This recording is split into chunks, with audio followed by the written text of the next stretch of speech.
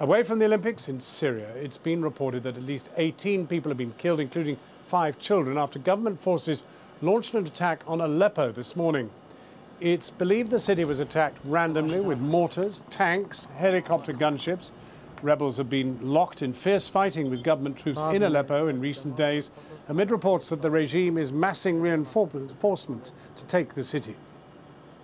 Well, the United Nations Secretary-General Ban Ki-moon has said he's seriously concerned about the escalating violence in Aleppo itself. At a meeting in London with the Foreign Secretary William Hague, Ban Ki-moon urged the Syrian government to halt the offensive. Well, earlier today, I caught up with Ban Ki-moon and I asked him whether Kofi Annan's peace plan had now effectively failed. No, it's not a failure.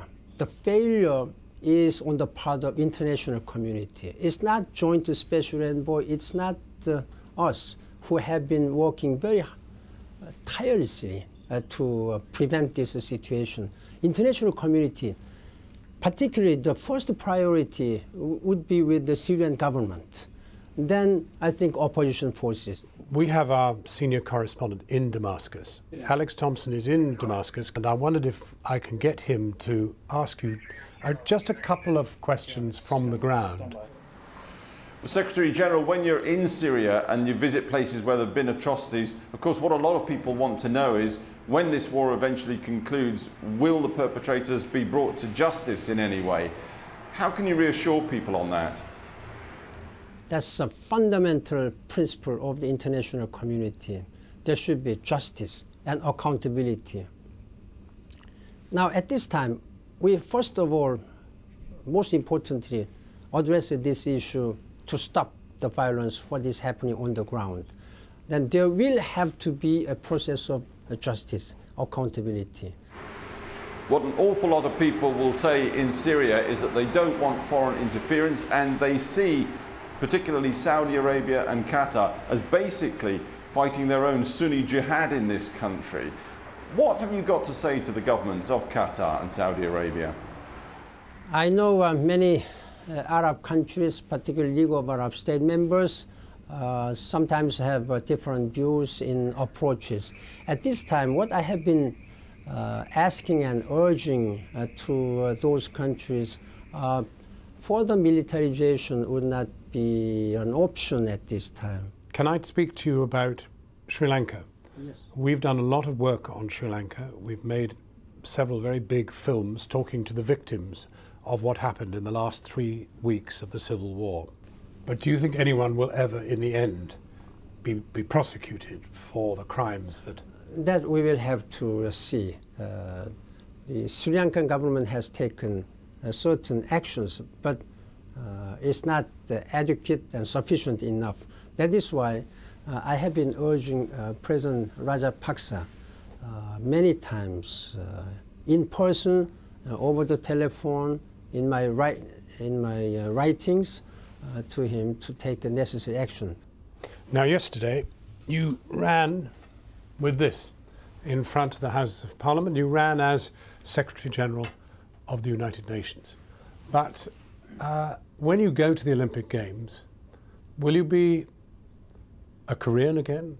Will you be basically supporting Korea, South Korea? I was very honored to participate in the Olympic torch. Sports has an extraordinary power, bringing all together all around the world. Olympic movement and United Nations share same goals: peace, harmony, unity, and fair play. Fair play means rule of law, good governance. Secretary General, thank you very much indeed for talking to us. Thank you very much. UN Secretary General Ban Ki-moon talking to Alex Thomson, amazingly, out there in Syria, and me earlier. And just before we came on air, I spoke to Alex in Damascus and asked him what we now know about those events in Aleppo. Well, we know there are 2 major columns of armour, Syrian army, which have moved up from the south coast of the city. We know 4 helicopter gunships and fixed-wing aircraft have been in action today. We know the rebels hold a number of districts in the east and west of the city, and just a toehold on the city centre, which is internationally renowned as a World Heritage Site. and we know that it's chaos in there. Bread shortages, fuel shortages, panic, fear, what residents describe as random shelling. This is all part of the first familiar process. You'll get this from the Syrian army, a process of shelling from fairly long range to, if you like, destabilise the fighters in there before the other phases of moving into the city and what follows. And what follows will be bloody in Aleppo as it has been bloody in this city, Damascus. The critical question, though, is, will this be like a Damascus over in a week, or will it be like Homs, where fighting's been raging for months? Now, I gather that there is further information now about the jihadists who seem to be joining the rebel group, and wondering, are we talking about people who've come in from Iraq or Saudi Arabia, or are they indigenous Syrians? We're talking about something completely different. We're talking about two Western photojournalists who were held captive in a camp which they say contained up to 100 jihadi fighters. There were no Syrians there at all, so far as they were aware. They were blindfolded and threatened with death. It was essentially a kidnap situation, and it was in fact Syrian rebel fighters who got them out of it. In that camp, Bangladeshis, Chechens, Pakistanis, and, would you believe, British fighters.